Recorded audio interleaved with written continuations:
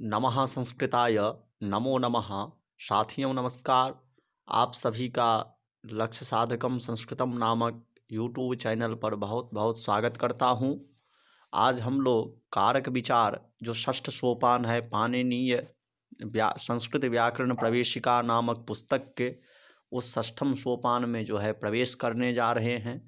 मित्रों, यह वीडियो जो है विश्लेषण पूर्वक रहेगा। एक एक शब्दों का जिसे कहते हैं खोइचा छुड़ाना, खोइचा छुड़ा छुड़ा करके पढ़ाया जाएगा कारक विचार। तो हम लोग कारक विचार और वह केवल जो है इस ग्रंथ के अनुसार पढ़ाया जाएगा। जो मतलब संस्कृत व्याकरण प्रवेशिका नामक ग्रंथ में जो बाबू राम सक्सेना जी लिखे हुए हैं उससे ज़्यादा यहाँ पर कछु नहीं बताया जाएगा, क्योंकि यह हम यूपी टीजीटी के लिए केवल पढ़ा रहे हैं। यूपी टीजीटी के लिए, विद्वान बनाने के लिए नहीं। तो जो पंक्ति है उस पंक्ति का अर्थ क्या होता है, मतलब क्या होता है, इसके बारे में आपको बताया जाएगा। इससे ज़्यादा यहाँ पर कुछ भी नहीं बताया जाएगा। चलते हैं मित्रों।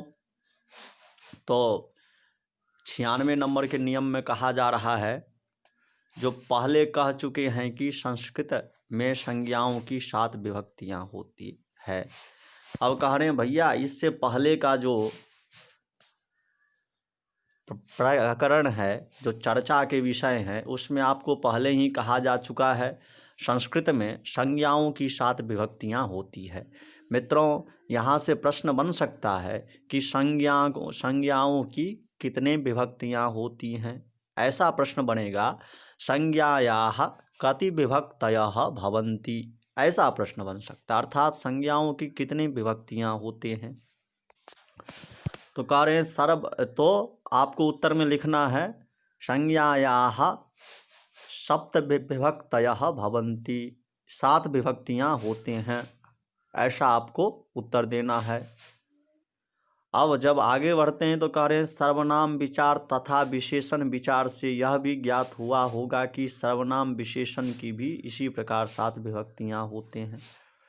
जब इससे आगे आप जो हैं सर्वनाम और विशेषण विचार पढ़े होंगे तो वहाँ से आपको यह भी ज्ञात हुआ होगा, आप जान गए होंगे कि इसी प्रकार जो है जैसे संज्ञा की 7 विभक्तियाँ होती है, उसी प्रकार क्या होता है, जो सर्वनाम शब्द होते हैं और विशेषण शब्द होते हैं उनके भी 7 विभक्तियाँ होती है, ऐसा कह रहे हैं।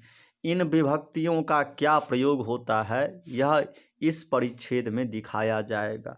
अब कह रहे हैं जो भैया यहाँ पर जो कारक विचार नाम की जो यह परिच्छेद है, यह प्रकरण है, उसमें आपको सभी विभक्तियों का क्या प्रयोग होता है, कहाँ पर प्रयोग होता है, कहाँ पे प्रयोग नहीं करेंगे, यह आपको बताया जाएगा।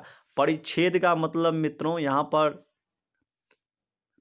जो है प्रकरण ही अर्थ है, अर्थात प्रकरण ही अर्थ है। परिच्छेद का मतलब कुछ अन्य अर्थ यहाँ पर नहीं समझना चाहिए। परिच्छेद से यहाँ पर जो है प्रकरण अर्थ ही ग्रहण करना है, ऐसा कह रहे हैं। कारक का अर्थ है, अब कह रहे हैं भैया कारक का अर्थ क्या है, तो कारक के अर्थ के संबंध में कह रहे हैं ऐसी वस्तु जिसका क्रिया के संपादन में उपयोग हो। कह रहे हैं भैया कारक का अर्थ यहाँ पर ऐसा है कि ऐसी वस्तु जिसका क्रिया के संबंध में उपयोग किया जाए, अर्थात कारक का अर्थ कह रहे हैं। तो कह रहे हैं भैया कई लोग जो हैं इनका व्युत्पत्ति करते हुए कारक का अर्थ करते हैं करोतीति इति कारकः। क्या अर्थ करते हैं, करोतीति इति कारकः, ऐसा अर्थ करते हैं। करोतीति इति कारकः, जो करने वाला होता है, उसी को यहाँ पर हिंदी में लिख रहे हैं। जो कारक का अर्थ है ऐसी वस्तु जिसका क्रिया के संपादन में उपयोग हो।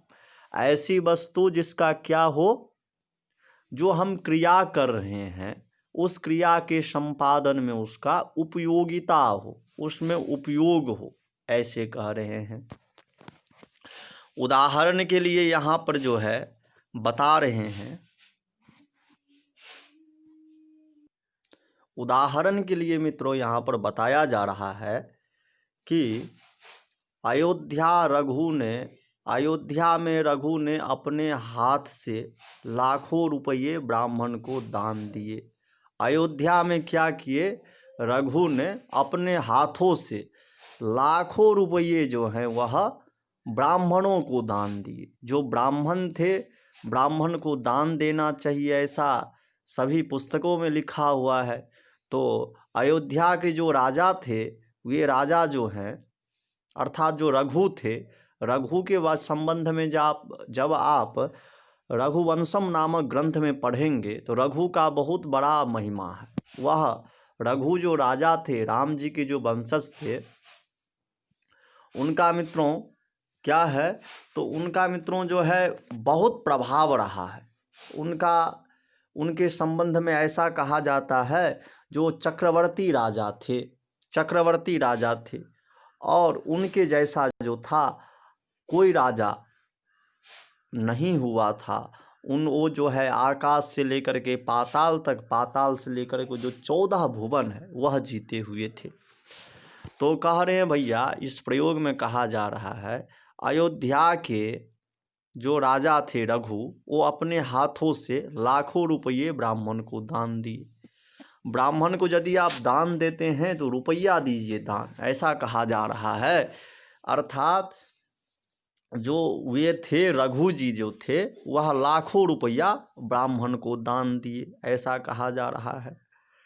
इस वाक्य में दान क्रिया के संपादन के लिए जिन जिन 2 वस्तुओं का उपयोग हुआ वे कारक कहलाएगी। कह रहे हैं भैया, इस वाक्य में दान क्रिया के संपादन के लिए जिन जिन वस्तुओं का उपयोग हुआ है वे कारक कहलाएगी। अर्थात जैसे कि देखिए, अयोध्या में, अयोध्या भी यहाँ कारक हो गया, रघु भी कारक हो गया, हाथ से हाथ भी कारक हुआ, लाखों जिन जिन के द्वारा वस्तुओं का उपयोग हुआ है तो लाखों रुपये, तो लाख रुपये का भी उपयोग हुआ है तो उनका भी क्या हो गया, कारक संज्ञा हो गई। तो इस प्रकार जो है ब्राह्मणों को दान दिए तो ब्राह्मण भी यहाँ पर क्या हो गया, कारक हो गया, ऐसा कह रहे हैं। अब कह रहे हैं भैया, दान की क्रिया किसी स्थान पर हो सकती है। दान की क्रिया जो है वह किसी स्थान पर हो सकती है, तो वह स्थान कहाँ है, तो अयोध्या नाम की जो स्थान है वह स्थान है। इसीलिए अयोध्या कारक हुई, इसीलिए क्या हो गया, अयोध्या क्या हुई, कारक हुई। इसी प्रकार के करने वाले कौन थे, रघु थे। करने वाले यहाँ पर कौन है, तो रघु जी हैं। रघु जो राजा हुए थे, प्रसिद्ध राजा, इसीलिए कह रहे हैं रघु यहाँ पर क्या हो गए, कारक हुए। यह क्रिया हाथ से संपादित हुई, यह क्रिया जो है हाथ के द्वारा संपादन हुए, इसीलिए हाथ भी क्या हो गया, कारक हो गया। रुपये दिए गए, इसीलिए रुपये भी क्या हो गया, कारक हो गया। और किसको दिया गया, तो ब्राह्मण को दिए गए, इसीलिए ब्राह्मण भी क्या हुआ, कारक हुआ। अब कह रहे हैं भैया, जो क्रिया के संपादन के लिए 6 प्रकार के संबंध स्थापित होते हैं। जो क्रिया होते हैं उस क्रिया के संपादन के लिए 6 प्रकार के कारक जो है वह संबंध स्थापित किए जाते हैं। 6 प्रकार के संबंध स्थापित किए जाते हैं, वह आपको दिखा रहे हैं। तो इसमें जो है कह रहे हैं क्रिया का संपादन, क्रिया का जो संपादक होता है उसे हम क्या कहते हैं, कर्ता कहते हैं। और क्रिया का जो कर्म होता है उसे कर्म कहते हैं। क्रिया का संपादन जिसके द्वारा होता है वह करण होता है, क्रिया जिसके लिए होता है वह संप्रदान होता है। मित्रों यहाँ ध्यान दीजिएगा, बहुत सिंपल है, इसमें कुछ विशिष्ट है नहीं। यहाँ पर कहा जा रहा है क्रिया का संपादक, अर्थात क्रिया को जो करने वाला होगा वह क्या कहलाएगा, कर्ता कहलाएगा। क्रिया का कर्म जो है वह क्या कहलाएगा, कर्म कहलाएगा। क्रिया का संपादन जिसके द्वारा क्रिया का संपादन हो वह क्या कहलाएंगे, करण कहलाएंगे। क्रिया जिसके लिए हो वह क्या कहलाएंगे, संप्रदान कहलाएंगे। क्रिया जिसके लिए हो वह संप्रदान कहलाते हैं।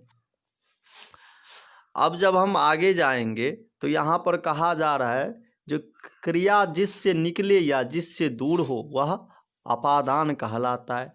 कह रहे हैं भैया क्रिया जिससे निकले अर्थात प्रादुर्भाव हो, उत्पत्ति हो, उसको हम क्या कहते हैं?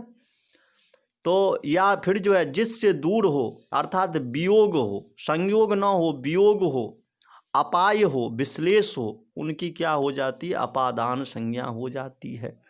जैसे कि हिमवतः गंगा प्रभवती, तो हिमालय से गंगा जो है प्रादुर्भाव होता है, उनकी उत्पत्ति हो रहा है। तो गंगा का क्या हो रहा है? हिमालय से च्युति हो रहा है, अर्थात वहाँ से क्या हो रहा है? उनका वियोग हो रहा है। इसलिए हिमालय में क्या हो जाएगा?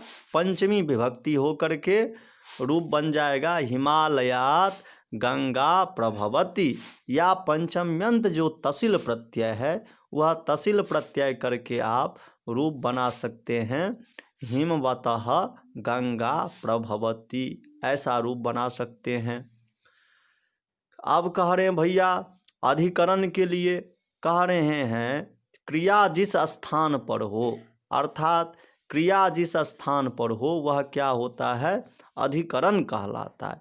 इस प्रकार मित्रों हम लोग जो है प्रथमा विभक्ति, द्वितीया विभक्ति, तृतीया, चतुर्थी इत्यादि तो पढ़े ही हैं। उसके साथ जो है कर्ता, कर्म, संप्रदान, आपादान, अधिकरण इत्यादि भी यहाँ पर पढ़ चुके हैं। अब हम आगे बढ़ते हैं तो कहा जा रहा है इस प्रकार कर्ता, कर्म, करण, संप्रदान, आपादान, अधिकरण ये 6 कारक हुए।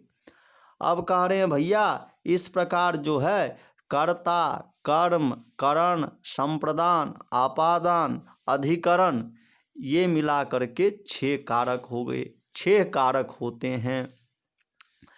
इसी का एक सुंदर श्लोक में जो है उदाहरण प्रस्तुत करते हुए कहते हैं कर्ता कर्म च करणम संप्रदानम तथैव च अपादानाधिकरणम इत्याहुः कारकाणि षट्। इन्हीं कारकों के व्यवहार में विभक्तियां आती है। अब कह रहे हैं भैया इन्हीं कारकों के व्यवहार में जो है विभक्तियां आती है। अब जब हम आगे चलते हैं तो कहा जा रहा है जो क्रिया जिसका सीधा संबंध होता है वह कारक कहला सकता है। अब कह रहे हैं भैया जो क्रिया से जिसका सीधा संबंध हो, जिनका सीधा अर्थात साक्षात संबंध हो क्रिया के साथ, वही क्या होता है? कारक कहलाता है। जैसे कि कह रहे हैं गोविंद के लड़के गोपाल को श्याम ने पीटा, तो यहाँ पर गोविंद के लड़के गोपाल को श्याम ने पीटा, तो पीटने का संबंध किसके साथ हो रहा है? श्याम के साथ जो है पीटने का क्रिया जो है वो श्याम कर रहा है। किसको पीट रहा है? गोपाल के साथ। तो यहाँ पर कारक कौन कौन हो गया? गोपाल, श्याम, पीटना हो गया। और गोविंद और यह लड़के जो है गोपाल, इसका संबंध कैसा है? तो संबंध भर है, पिता पुत्र का संबंध है। कारक का कोई संबंध यहाँ पर नहीं है, ऐसा कह रहे हैं। अब जब हम आगे बढ़ते हैं तो कहा जा रहा है ऐसे वाक्यों में पीटने की क्रिया सीधा संबंध गोपाल जिसको पीटा और श्याम जिसने पीटा का है। अर्थात क्रिया का संबंध जो यहाँ पर पीटना है वो किन किन के साथ है? तो गोपाल के साथ है और श्याम के साथ है। तो हम लोगों ने मित्रों कारक का जो लक्षण पढ़े थे वो क्या पढ़े थे? क्रिया से जिसका सीधा संबंध स्थापित हो, यहाँ पर देख सकते हैं वह कारक कहलाता है। तो क्रियास के साथ यहाँ पर साक्षात संबंध जो है गोपाल का है, श्याम का है। इसीलिए क्या हो गया? गोपाल और श्याम को कारक संज्ञा हो गई।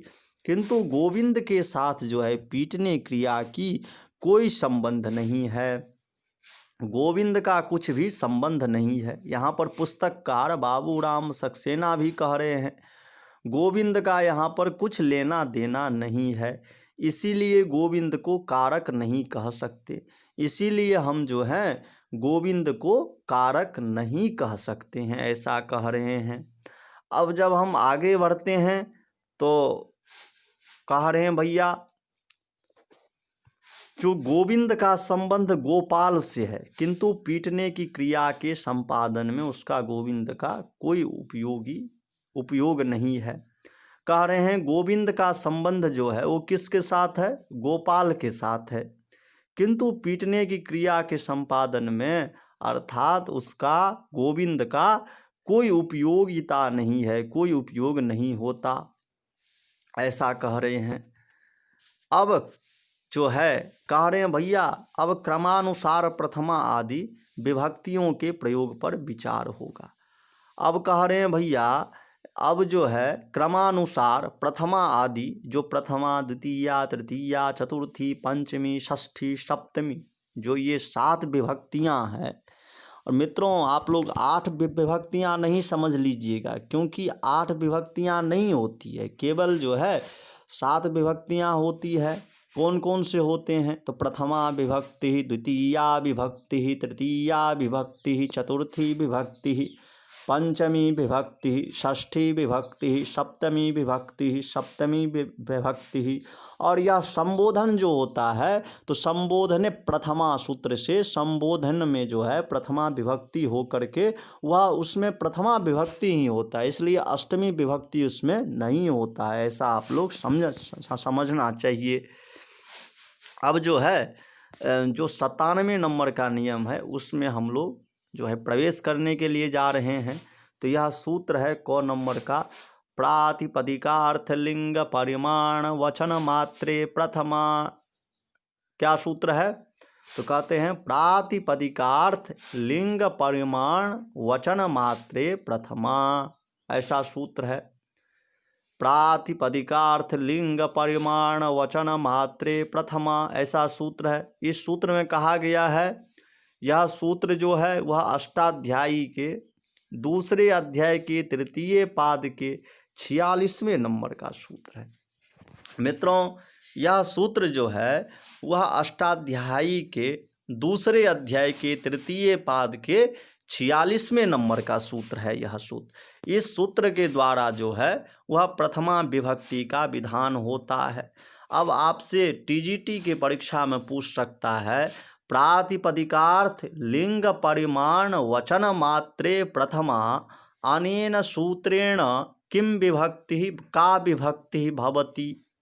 तो आपको लिखना है प्रातिपदिकार्थ लिंग परिमाण वचन मात्रे प्रथमा विभक्ति भवति, अर्थात इस सूत्र के द्वारा प्रातिपदिकार्थ लिंग परिमाण वचन मात्रे प्रथमा के द्वारा प्रथमा विभक्ति होती है, ऐसा आपको लिखना है। अब हम लोग चलते हैं जो प्रथमा विभक्ति का जो है कह रहे हैं प्रथमा विभक्ति का उपयोग केवल शब्द का अर्थ बतलाने के लिए। अब कह रहे हैं भैया प्रथमा विभक्ति का जो है प्रयोग क्यों होता है?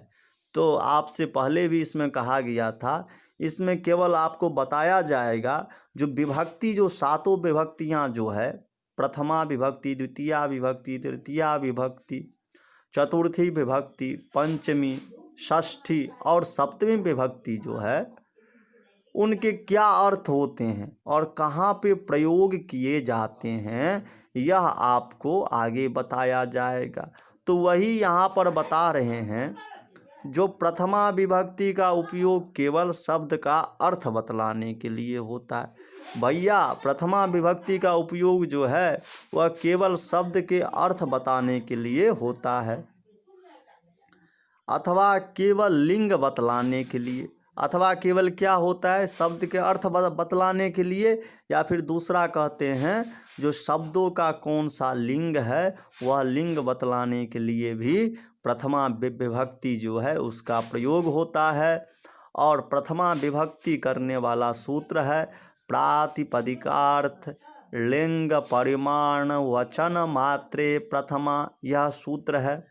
अथवा कह रहे हैं परिमाण अथवा वचन बतलाने के लिए किया जाता है, अथवा जो है परिमाण अथवा वचन बतलाने के लिए प्रातिपदिकार्थ लिंग परिमाण वचन मात्रे प्रथमा सूत्र का प्रयोग किया जाता है।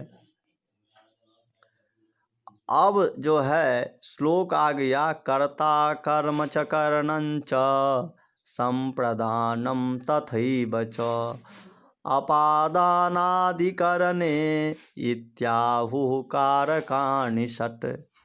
मित्रों, कहा जा रहा है यहाँ पर कर्ता के जो हैं 6 नाम हैं। कौन कौन से?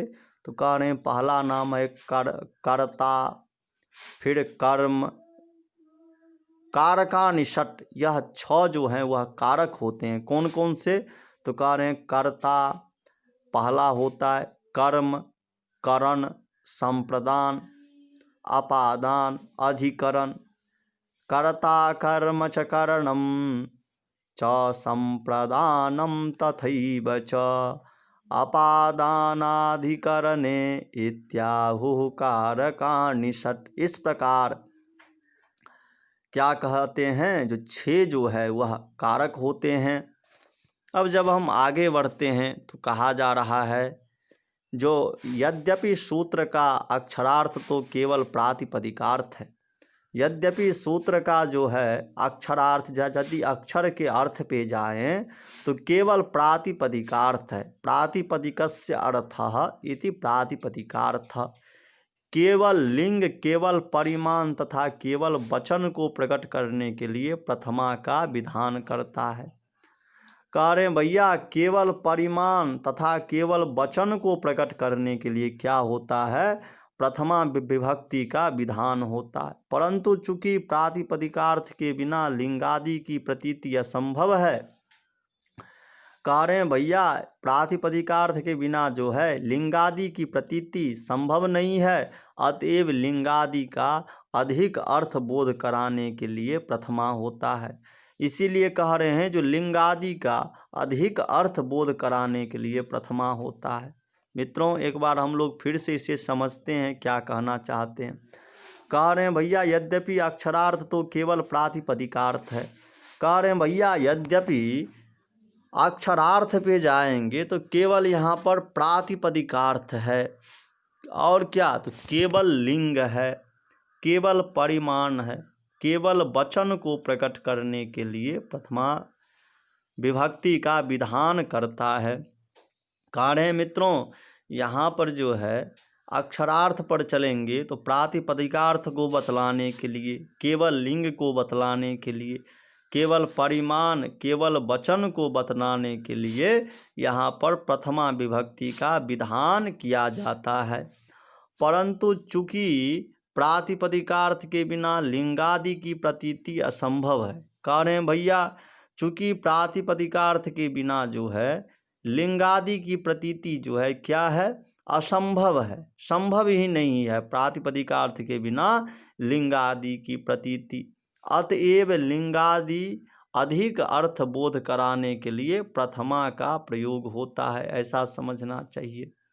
अतएव कहा जा रहा है जो लिंगादि का ज़्यादा अर्थ बोध कराने के लिए, अधिक अर्थ बोध कराने के लिए क्या होता है? प्रथमा का प्रयोग होता है। ऐसा अर्थ आप लोगों को समझना चाहिए। ऐसा बाबूराम सक्सेना जी कहते हैं।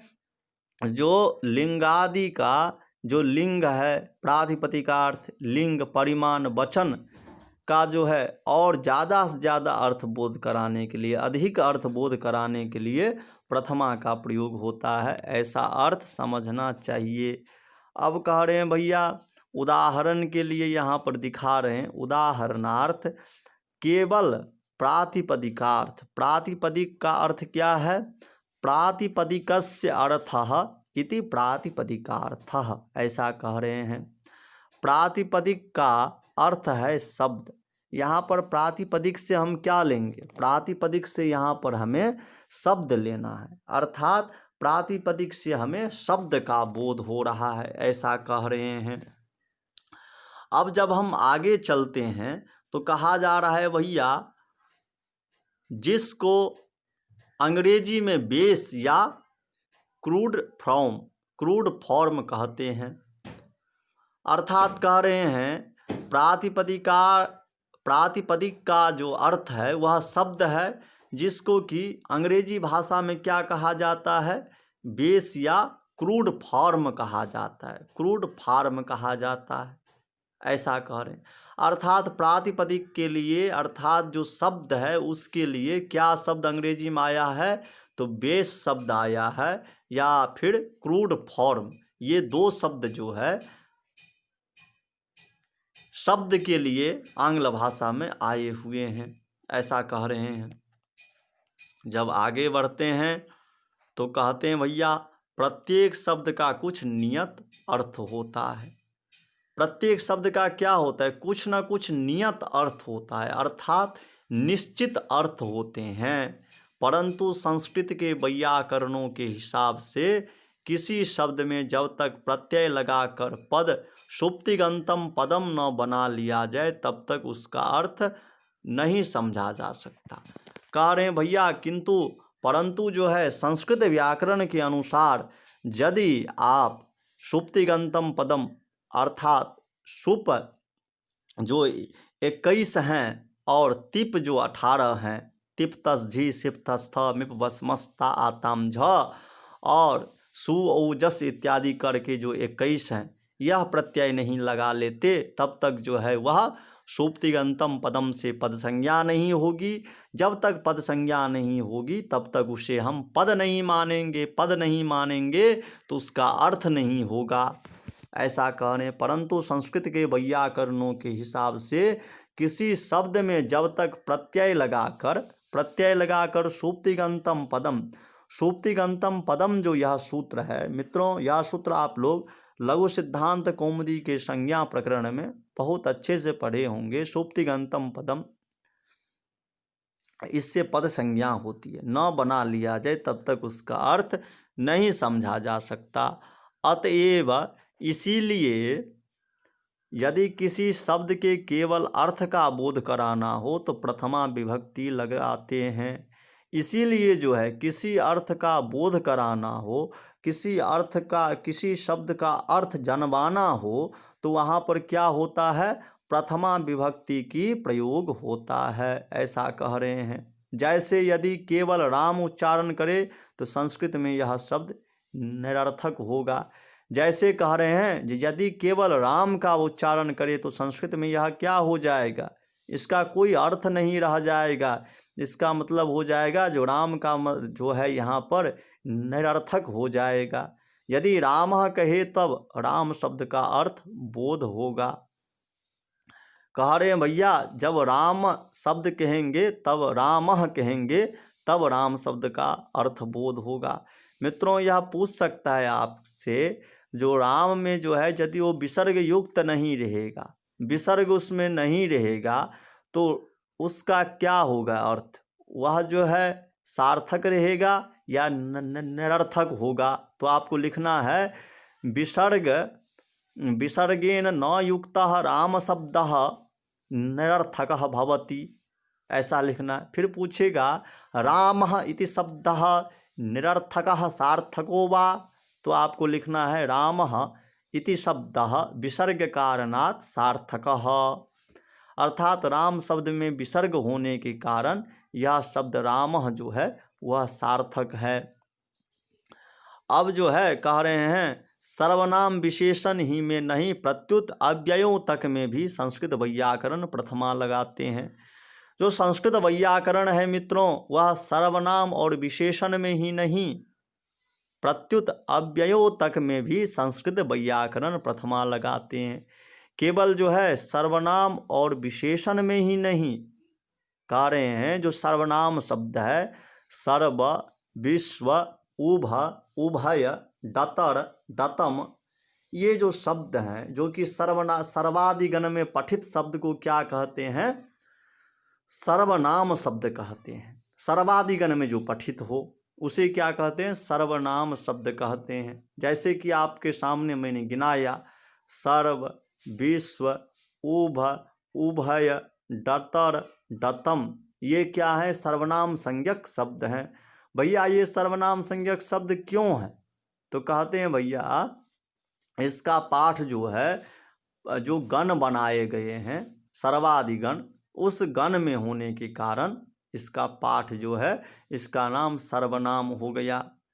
और आगे करें विशेषण क्या होता है, तो विशेषण कहते हैं जैसे सुंदरः बालः, तो तो यहाँ पर सुंदर क्या हो गया, विशेषण। तो इसलिए कह रहे हैं जो सर्वनाम गण पठित शब्द और विशेषण में ही नहीं, अर्थात इसमें तो होते ही हैं, और जो अव्यय होते हैं उस अव्यय में भी संस्कृत वैयाकरण लोग प्रथमा विभक्ति लगाते हैं। मित्रों, जब आप अव्यय प्रकरण पढ़ेंगे तो स्वनपुंसकम सूत्र से वहाँ पर क्या होता है, अव्ययों का नपुंसक लिंग के एक वचन में प्रयोग किया जाता है। जैसे नीचे ही उच्च ही, तो यहाँ पर क्या है, यहाँ पर जो है अव्यय होने के बाद नपुंसक लिंग के प्रथमा एक विभक्ति में नीचे ही ऊंचे ही ऐसा रूप बना है। यदि न लगाए तो उन अव्ययों का अर्थ ही न निकले। यदि प्रथमा विभक्ति नहीं लगाया जाएगा तो उन अव्ययों का अर्थ ही नहीं निकलेगा, इसीलिए इसमें प्रथमा विभक्ति लगाई जाती है। मित्रों, आज की कक्षा यहीं तक होगा। कल नियम नंबर 2 से हम लोग चालू करेंगे। तब तक के लिए नमस्कार, नमो नमः।